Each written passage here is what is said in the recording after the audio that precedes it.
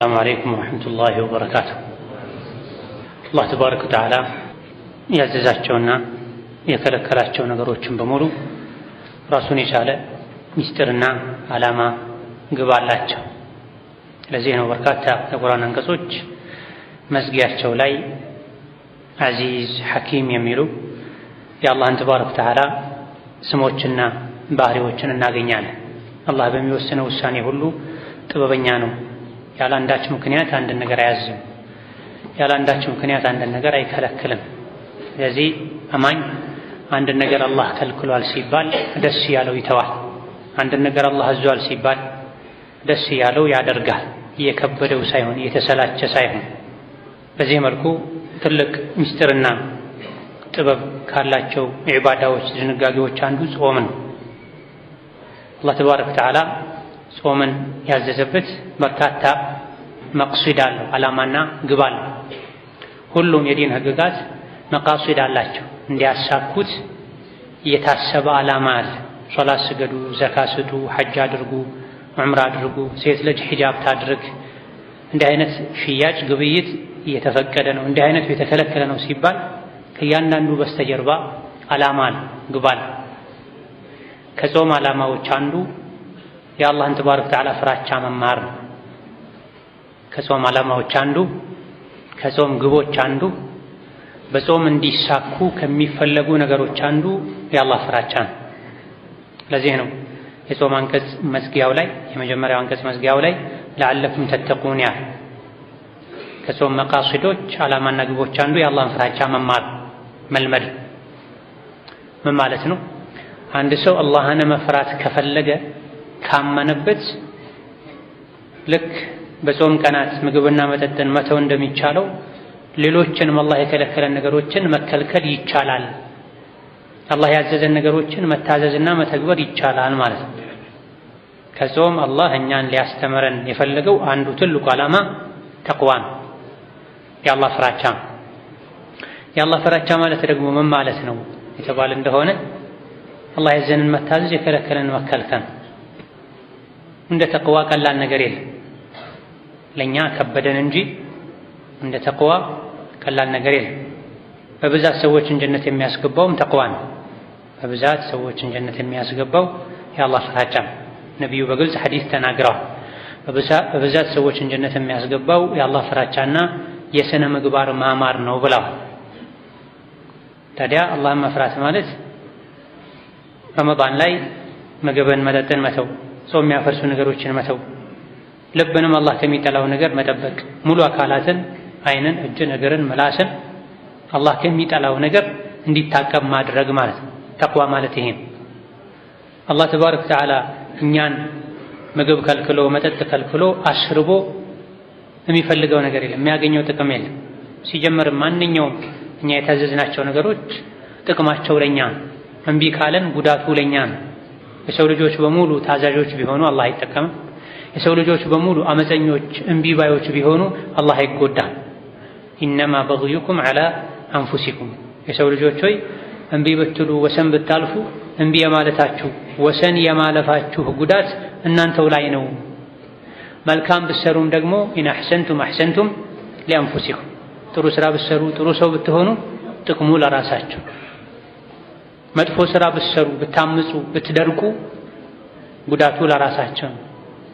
ወላሁ ሁወል ገኒዩል ሐሚድ፣ ጌታ አላህ ገኒይ ነው፣ ከሁሉ የተብቃቃ ነው። የሰው ልጆች ሁሉ እንደ ነቢዩ መሐመድ እንደ መላኢኮች ታዛዥ ቢሆኑ የአላህ ስልጣኑ አይጨምርም፣ የሚጠቀመው ነገር የለም። የሰው ልጆች በሙሉ እንደ ፊርዓውን እንደ አቡ ጃህል እንደ ኢብሊስ እምቢባዮች ደረቆች ቢሆኑ አላህ ምንም አይጎዳም። የሰው ልጆች ግን ታዛዥ ሲሆኑ አላህን ሲፈሩ ሸሪዓን ሲያከብሩ ዱንያ አኼራቸው ያምራል፣ ይስተካከላል፣ ህይወታቸው የተረጋጋ ይሆናል። አኼራ ላይ ከጀሃነም ሳደነው ጀነት ይገባል። ሻሂድ ከጾም ዓላማ አንዱ የአላህን ፍራቻ ማረጋገጥ፣ ማስገኘት፣ ማስተማር ነው የተፈለገበት። ጾም ማለት የታዘዙትን መስራት የተከለከሉትን መተው ነው ብለናል። ጾመኛ ምግብን ተከልክሏል፣ መጠጥን ተከልክሏል፣ ይተዋል። ርቦት የበላው እንኳ ፈጅር አዛን ከሰማ ያቆመ፣ ቀኑን ሙሉ ምግብ እያማረው እየሸተተው ውሃ እየናፈቀው አላህን ፈርቶ ይተዋል።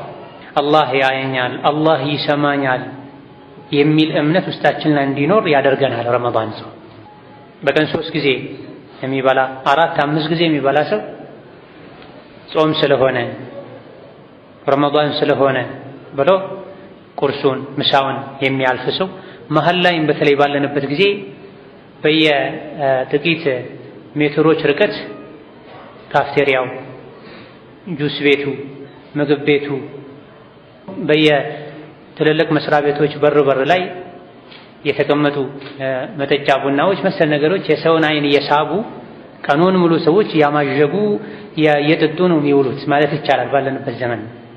ጾም መጣ ሲባል ግን ይሄ ሁሉ ቀጥ ተደርጎ ይቆማል፣ ይተዋል። ለምን? አላህ ስላዘዘ ተብሎ፣ አላህ ስለከለከለ ተብሎ። ሰዎች ምሳ ይናፍቃቸዋል፣ ቁርስ ይናፍቃቸዋል፣ መክሰስ ይናፍቃቸዋል። ቀኑን ሙሉ ያስለመዱት የሚበሉት የሚጠጡት ነገር ይናፍቃቸዋል። ከመሆኑም ጋር ከሸዋል በኋላ እያሉ ያልፋሉ። ይሄ ምን ማለት ነው? አላህ ያየኛል የሚል ነገር ውስጥ ላይ ስለተፈጠረ ነው። በጾም ምክንያት ይሄን ስለተማረ ነው። ለአንድ ወር ብቻ ሳይሆን ዓመቱን ሙሉ እድሜ ልካችንን አላህ ያየኛል፣ ይሰማኛል፣ የከለከለኝን ማድረግ የለብኝም፣ ካዘዘኝ ነገር ደግሞ ወደ ኋላ ማለት የለብኝም የሚል ቁም ነገር እንድንወስድ እንድንማር ነው ጾም የተደነገገው። ከሌሎች ዒባዳዎች የሚለየው አንድም በዚህ ነው። ሶላት በቀን 5 ጊዜ ነው። መሀል ላይም ሱና ሶላቶች አሉ። ጾም ግን ጎህ ከገደደበት ሰዓት ጀምሮ ፀሐይ እስክትጠልቅ ድረስ ነው። ለ12 ሰዓት፣ ለ13 ሰዓት፣ ለ16 ሰዓት እንደ ሀገሩ እንደ ጊዜው ይለያያል። የተቀረውን ጊዜ አላህን በመፍራት ጾም ማለት ነው። ከ12ቱ የዓመቱ ወሮች ውስጥ አንድ ወር ጾም ብሎናል። እሱንም የቀኑን የ24ቱን ሰዓት ግማሽ ነው ጾሙ ያለን አላህ ተባረከ ወተዓላ። ምን ማለት ነው? አሳይቼሃለሁ መንገዱን። መዳን የምትፈልግ ከሆነ ቀሪ ወሮችን ቀሪ ሰዓቶችን በዚህ መልኩ አላህን ፍራ ማለት ነው። ፈጅር ዳን ሲል ፀሐይ እስክትጠልቅ ድረስ ባለው ምግብ ይከለከላል፣ መጠጥ ይከለከላል፣ ግንኙነት ይከለከላል። ከዛ በኋላ ሰው ሁሉም ይፈቀዳል እስከ ቀጣዩ ሰዓት ድረስ። ጠቅላላ ዱንያን እንደ ረመዳን ወር አድርጋት ማለት ነው መልእክቱ። ጠቅላላ ዱንያን ህይወትህን እድሜህን እንደ ረመዳን ወር አድርግ። ረመዳን ወር በቀኑ ክፍለ ጊዜ ላይ ብዙ ነገሮችን እየወደድክ እየፈለግክ እየናፈክ ለአላህ ስትል ትተሃል። ከረመዳን በኋላም የስራጥን መከራ አልፈህ ጀነት እስክትገባ ድረስ ዱንያ ላይ የተከለከልካቸው ነገሮችን ተከልከል። ይሄን ደርስ ከረመዳን ልንማር ይገባናል። ይሄ ከገባን ህይወታችን በሙሉ ረመዳን መሆን ይችላል። ይህ ካልገባን ግን ረመዳን ለ29 ቀን ብቻ አስሮ ይለቀናል። ታስረን ስንለቀቅ በ29 በ30 ቀኖች የተከለከልናቸው ነገሮችን ቀዷ ማውጣት በሚመስል መልኩ ሰዎች ወደ ወንጀል እየተንጋጉ ይሄዳል። ይህ እንዳይሆን ጹሙ ተብላችሁ ታዛችኋል፣ አላህን ትፈሩ ዘንዳ። ጾም ስሜትን ይሰብራል፣ ይቆጣጠራል። ስሜት ደግሞ የወንጀሎች ሁሉ መነሻ እሱ ነው። የመጥፎ ስሜት፣ መጥፎ ፍላጎት የወንጀሎች ሁሉ መነሻቸው እሱ። ለዝሙት የሚያነሳሳው፣ ሰውን ለመግደል የሚያነሳሳው፣ የሰው ገንዘብ ለመቀማት የሚያነሳሳው መጥፎ ስሜት ነው፣ መጥፎ ፍላጎት ነው። የሰው ልጅ ሲጾም ጾም ስሜቱን ይገራዋል፣ ያስተካክለዋል፣ አደብ እንዲኖረው ያደርጋል።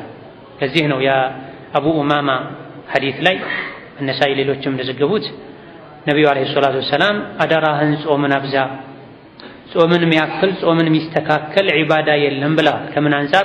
የአላህን ፍራቻ ከማስተማር አንጻር፣ ስሜትን ከመግራት አንጻር፣ አጅርን ከማብዛት አንጻር፣ ጸባይን ከማስተካከል አንጻር ጾምን የሚያክል ዒባዳ የለም ተብሏል። ነገር ግን ይሄ ትክክለኛ ጾም ሲሆን፣ አላህን የምንፈራበት ጾም ሲሆን ግን አላህን መፍራት በቃላችን እንደምንለው ብቻ እንዳልሆነም ረመዳን ያስተምረናል። ተግባር ነው አላህን መፍራት ማለት። አንድ ሰው አላህን የሚፈራ ከሆነ መስረቅን፣ መዋሸትን፣ ማታለልን፣ ማጭበርበርን፣ ለሰው ሸር ማሰብን ማቆም አለበት። ረመዳን ላይ አላህን ፈርቶ ምግብ እንደተወ መጠጥን እንደተወ ማለት። አላህን መፍራት ካፋችን ሲወጣ ቀላል ቃል ሊሆን ይችላል። ነገር ግን አላህ ዘንድ ያለው ቦታ እጅግ በጣም ከፍ ያለ ነው። የሚድኑት የቅያም ቀን አላህን የፈሩ ሰዎች ናቸው። ስራጥን በሰላም የሚሻገሩት አላህን የፈሩ ሰዎች ናቸው።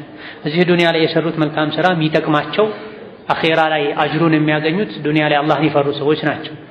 ካልሆነ በአንድ በኩል መልካም ስራ ብንሰራ አላህን ማንፈራ ከሆነ በሌላ በኩል የመልካም ስራውን ዋጋ እናጠዋለን። ስንነግድ ምንዋሽ፣ ምናታለል፣ ምናጭበረብር ከሆነ ባልና ሚስት በትዳር ህይወታቸው አንዱ የሌላኛውን ሐቅ ሆን ብሎ የሚያጎድል ከሆነ ወላጅ ልጆቹን ማይከታተል ማይቆጣጠር አደብን ዲንን ማያስተምር ከሆነ ልጆችም ወላጆቻቸውን ማይታዘዙ ማያከብሩ ከሆነ የአላህ ተባረከ ወተዓላ ፍራቻ የለም። በአንድ በኩል መስገዱ፣ መጾሙ፣ ሰደቃ መስጠቱ በሌላ በኩል የምናጠፋው ጥፋት ዋጋ እንዲያጣ ያደርገዋል። በሁሉ ነገር ግን አላህን ስንፈራ ዱንያም አኼራችንም ያማረ ይሆናል። ለዚህም ነው የተለያዩ የቁርአን አንቀጾች ላይ አላህን በመፍራት የዱንያም የአኼራም ህይወት እንደሚያምር አላህ ነግሮናል። ወለው አነ አህለል ቁራ አመኑ ወተቀው፣ በየሀገሩ በየመንደሩ ያሉ ሰዎች አላህን ቢፈሩ ኖሮ ከሰማይ ከምድር በረከትን እናዘንብላቸው ነበር ይላል። አላህን ቢፈሩ ኖሮ ሪዝቃቸውን በረካ እናደርግላቸው ነበር። የተዘራው ፍሬያማ ምርታማ ይሆን ነበር። ዝናብ ጊዜውን ጠብቆ ይዘንብ ነበር። የተወለዱ ልጆች የተባረኩ ይሆኑ ነበር። ባለትዳሮች ትዳራቸው ያማረ ይሆን ነበር። አሰሪና ሰራተኛ ማይበዳደሉ ማይጨካከኑ ይሆኑ ነበር። አላህን መፍራት ሲጠፋ ግን ነገሮች ተቃራኒ ይሆናል። ባል ሚስቱን ይበድላል፣ ሚስት ባሏን ታስቸግራለች፣ ወላጆች ለልጃቸው አይጨነቁም፣ ልጆች ወላጆቻቸውን አያከብሩም፣ ጎረቤት ጎረቤቱን ያስቸግራል፣ አሰሪ ሰራተኛውን ይበድላል፣ ሰራተኛ ለአሰሪው ቃሉን አይጠብቅም። ምድር በሙሉ የምትበላሸው የአላህ ፍራቻ ሲጠፋ ነው። የአላህ ፍራቻ ሲኖርሳ እቺ ዱንያ ራሷ ከአኼራው ጀነት በፊት ጀነት መሆን ትችላለች። የአላህ ፍራቻ ሲኖር እውነተኛው ትክክለኛው ከልብ የመነጨው ያፉ ብቻ ሳይሆን ጊዜያዊው ሳይሆን ትክክለኛው አላህ የሚፈልገው አይነት የአላህ ፍራቻ ውስጣችን ላይ ቢኖር ይቺ ዱንያ ራሷ ከአኼራው በፊት ጀነት መሆን ትችላለች።